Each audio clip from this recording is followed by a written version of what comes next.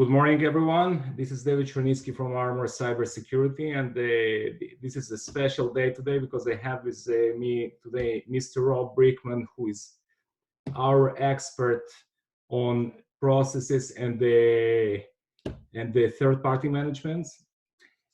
What we wanted to speak today about is everyone talking about current situation, and I hope your employees, your families are healthy, but we as a business owners and as a business leaders need to look at the day after, and eventually it many times overlooked because as you know, I'm coming from cybersecurity side, but you need to look at whole organization, at whole space of your business. How do you ensure that continuity is preserved? And eventually you also preparing yourself and your organizations, your processes, your procedures, your clients to get out of this crisis. And eventually you need to start to prepare today. And I have with me today Mr. Rob Brickman, again, who is one of our top experts in the space. And good morning, Rob. Good morning, David. How are you doing today? Thank God. All right, thanks for joining, and we'll have a short, just a second, technical problems. We'll have a short deck of slides that we'll be sharing with you today, and we will cover a couple of interesting topics, and of course we'll publish this information on our website. And we will cover today how is this crisis is different. And then we'll talk a bit about cybersecurity impacts. And we'll look at also at business impacts. Cybersecurity risks many times that referred by many people we overlooked and must, because it's actually a business impact and business risk, and this is what we'll cover today here. And we will talk about how the path of recovery back to normal, whatever normal is, will look like. And of course, we will give a brief insight on how we can help collectively here. And without further ado, I'll hand over to Rob here and let him kick off this presentation. Oh, thanks, David.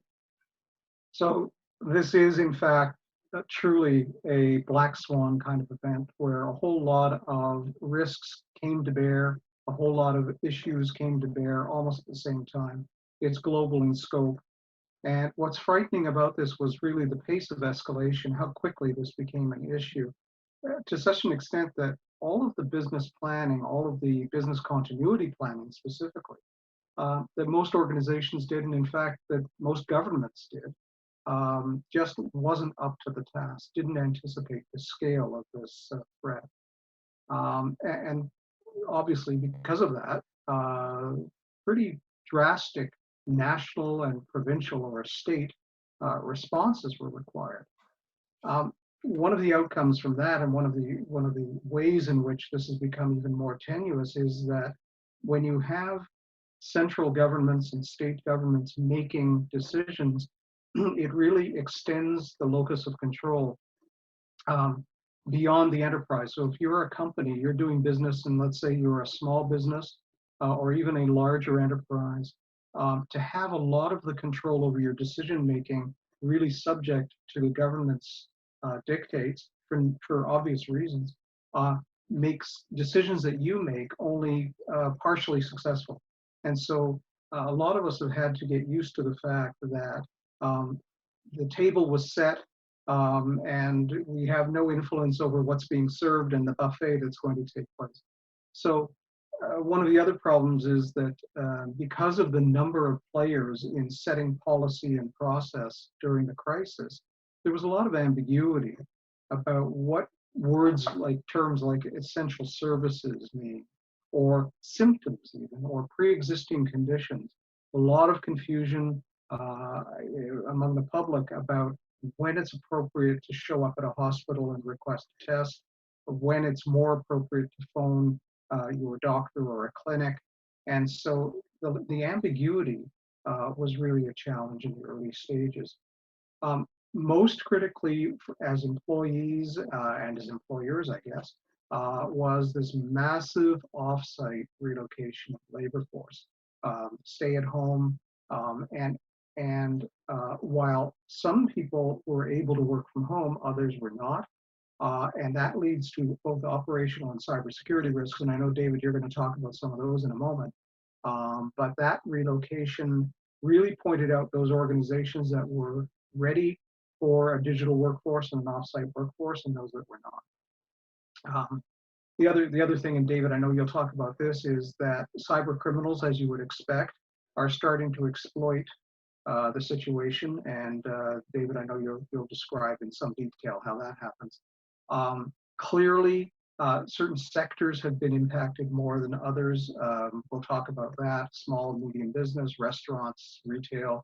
But really, the major impact that I'm seeing is in businesses with supply chain and logistics, and especially in clothing manufacturing and offshore enterprise. Just a huge scale of impact. One of the areas in which I practice is global delivery, and globalization typically has been looked at as something that you could use to mitigate the risk in a situation somewhat like the COVID-19 crisis.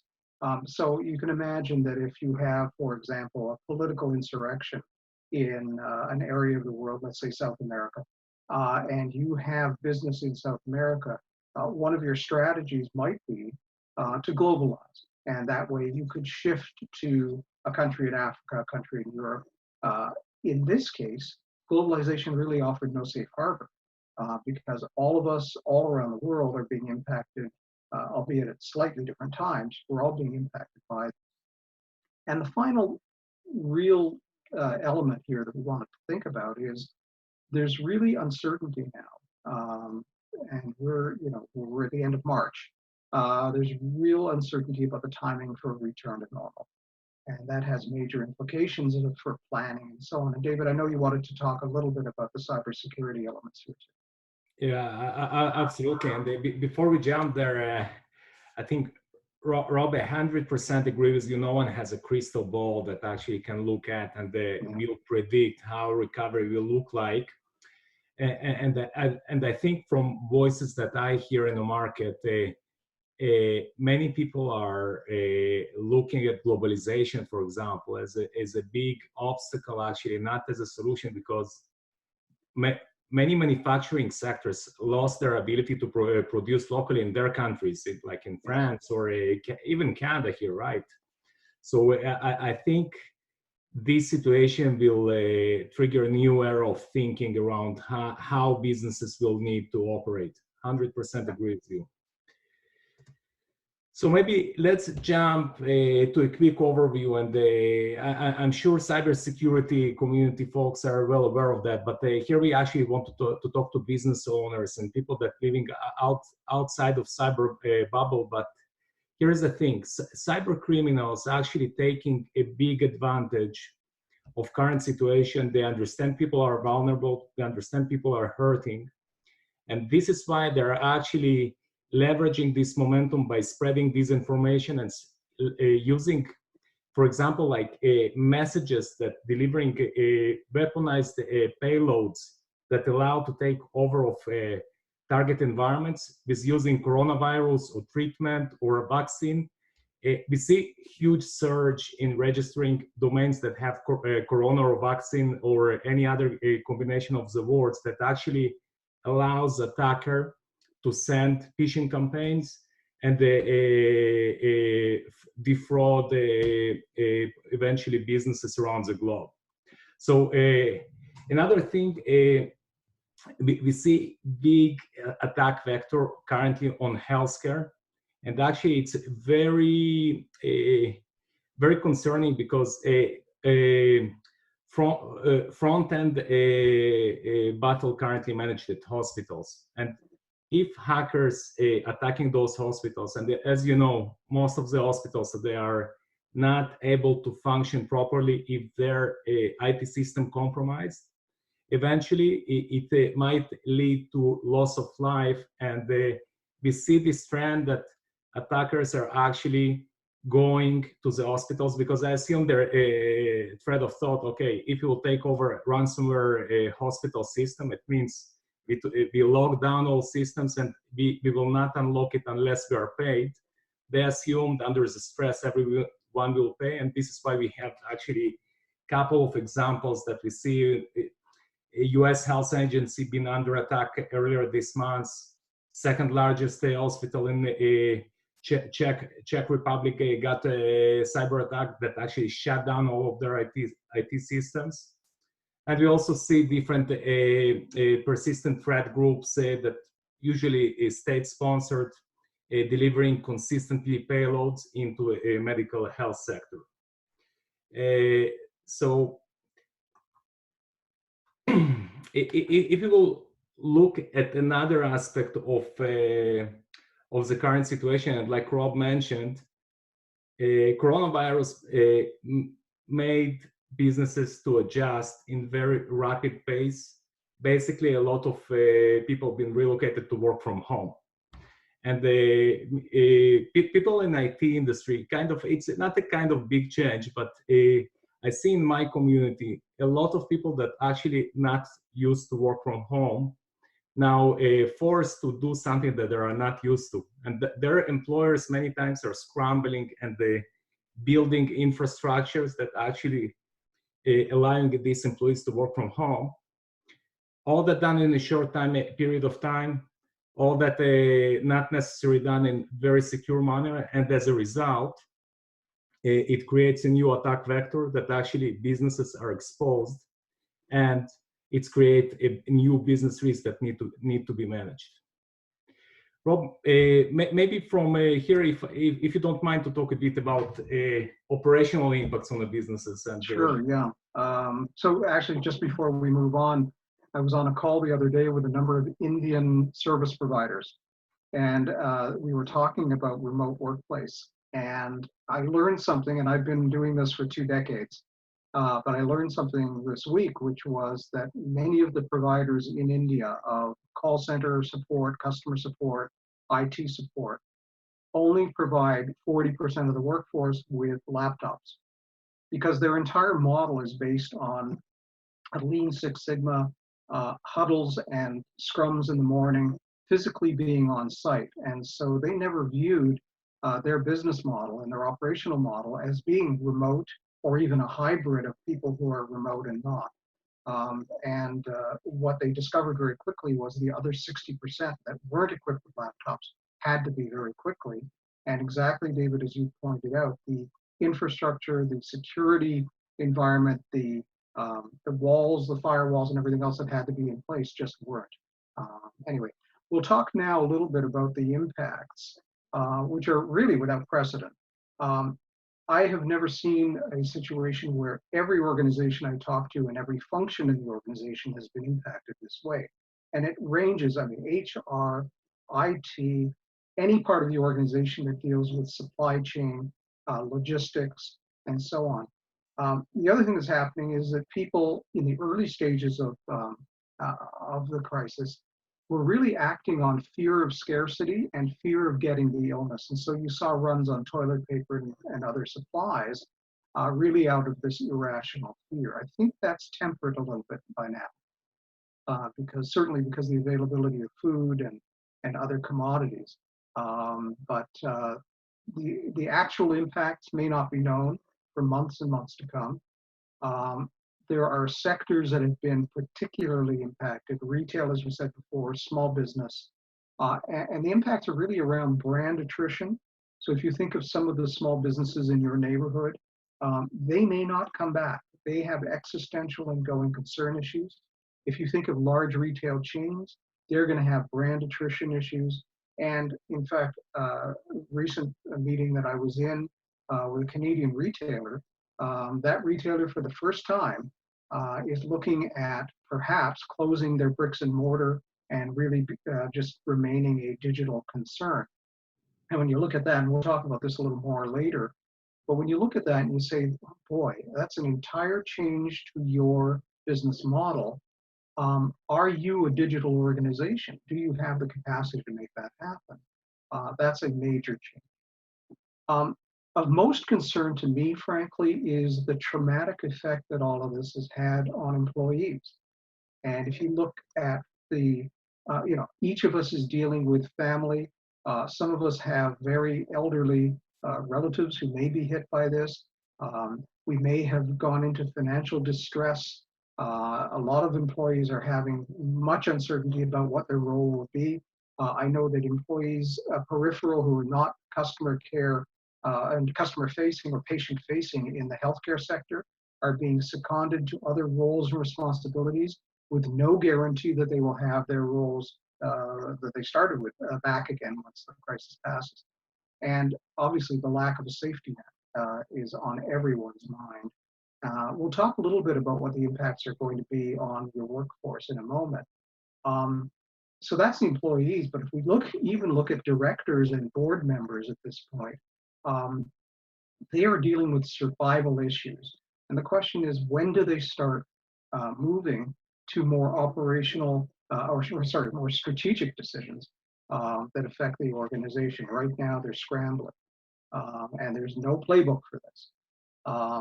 The other interesting thing as an impact is it's not all bad.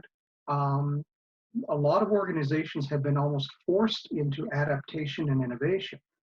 So if you look, for example, at the auto manufacturers, GM in particular, who went into an immediate partnership with 3M and 2 or 3 other manufacturers to try and manufacture ventilators.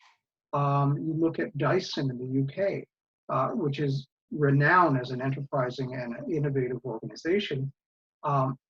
In 10 days, they went from preliminary design to manufacturing line for ventilators. They are now providing 10,000 ventilators a week to the UK government.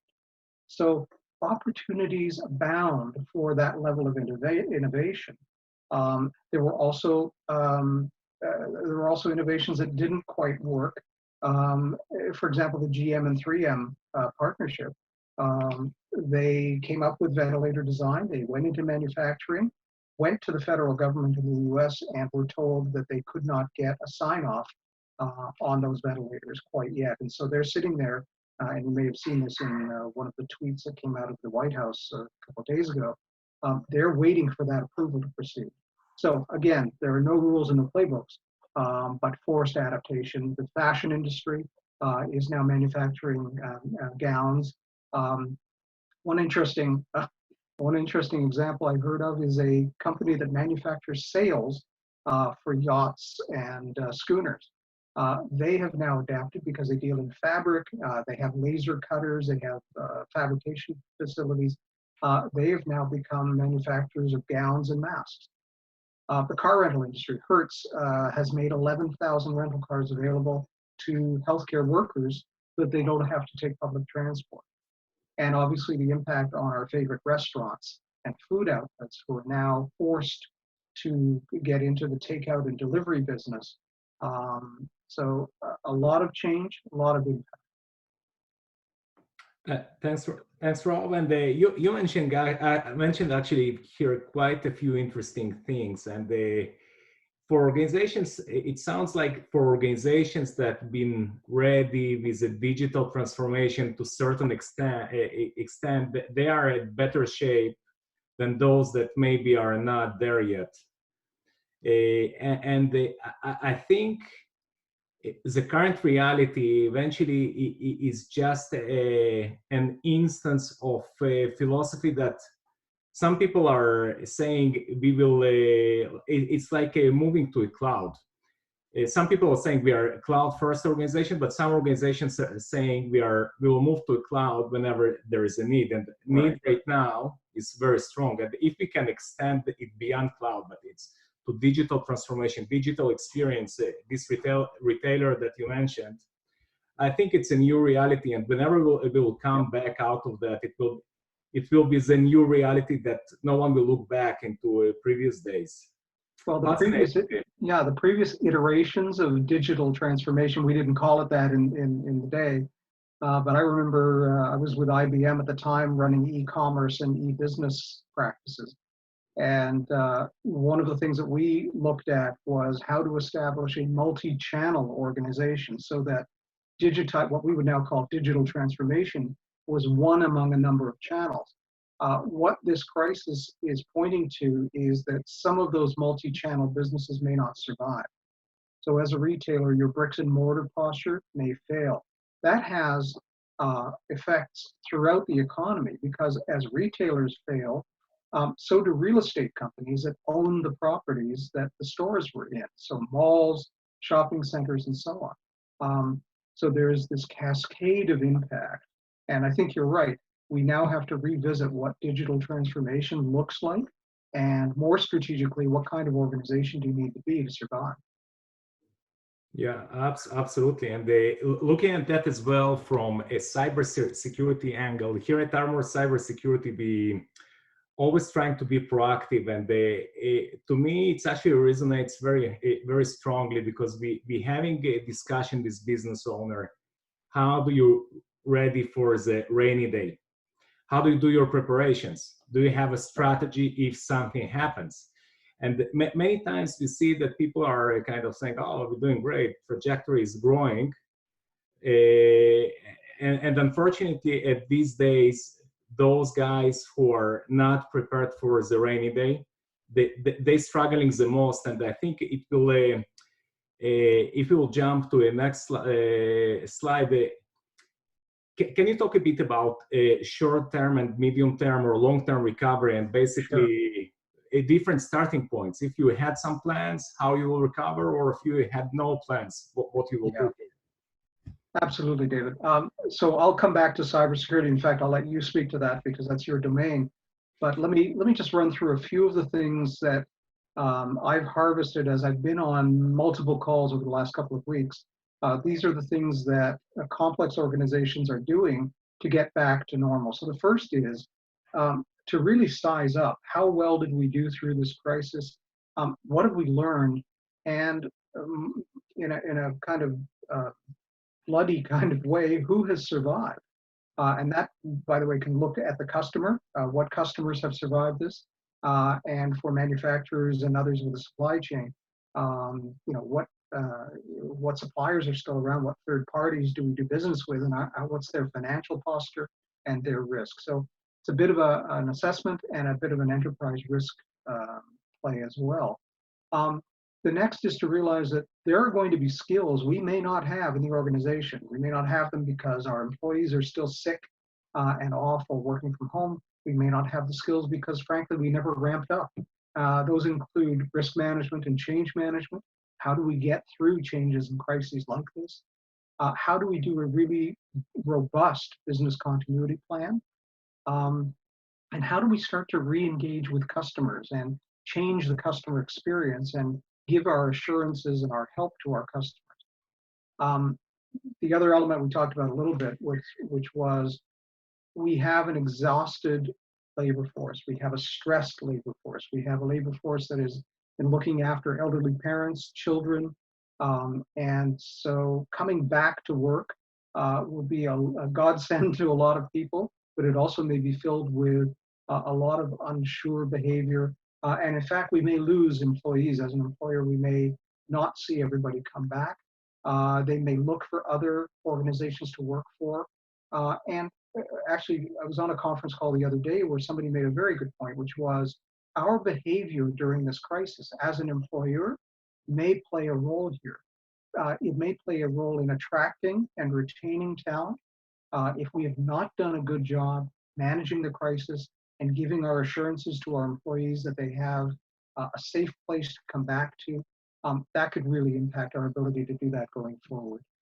And as we talked about before, directors, leaders in the organization are going to have to shift from dealing with sort of existential problems in an atmosphere of real uncertainty to actually starting to think more strategically again and knowing which choices to make in the early term.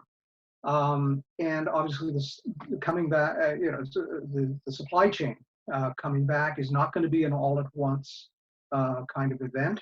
I was on a call the other day with a sportswear manufacturer in the States who was talking about the difficulty. He gave as an example one shirt that they have And he went through the different components of this shirt. They buy buttons from Korea. They buy zippers from India. They do fabrication in Vietnam. And he named off 7 different components of the shirt, each of which was in a different location. And then he talked about the difficulty with their container ships. Once they ship those shirts to North America, they have a number of ships with containers that are locked in harbors. They're under anchor in the harbors and can't unload, which means that they can't replenish that supply chain and those logistics until those ships come back, until the containers are ready to take more. It's an immensely complicated problem to get things back up and running. And obviously the final piece of it in the short term is going to be, how do you repair your brand and reputation, and how do you reestablish the customer experience? So David, that covers the business side, but I wonder if you can talk a little bit to the cyber side.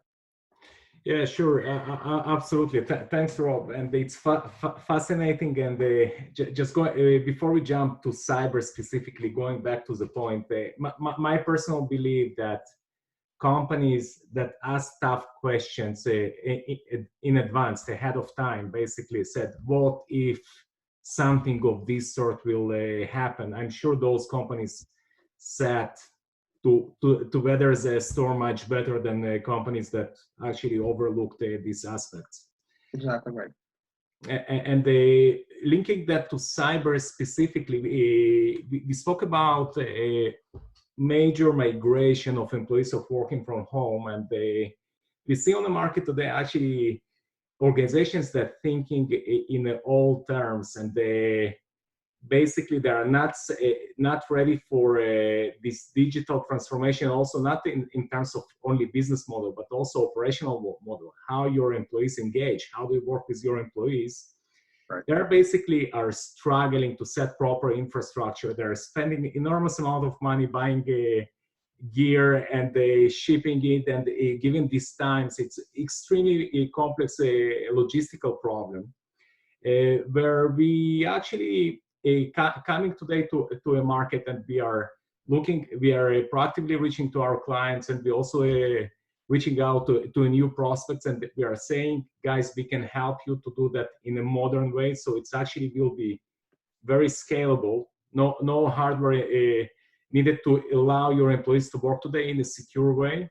We can help you in the short term, and we also actually can start helping you modernizing your environment in the long term. And to give specific example, instead of buying a computer and giving it to your employee, and then ensure that they have a VPN tunnel. For example, we're offering today ability to define networks and the channels that they totally software defined, no need to buy new hardware, very easy to roll out, very easy to train your employees, very easy to control in terms of policies and controls that you actually can implement inside of your organization. And those who choose to embrace, they're actually reducing the attack vectors created due to this migration of employees to work from home significantly, almost immediately. It's just one example, and again, I don't want to dig deeper into other aspects of that need to be covered to provide decent cybersecurity.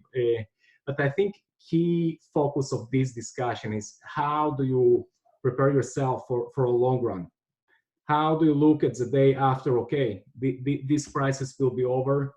How do we prepare our business to be digitally ready and cyber secure as the next step? And this is basically my call to action today to whoever watching this webinar.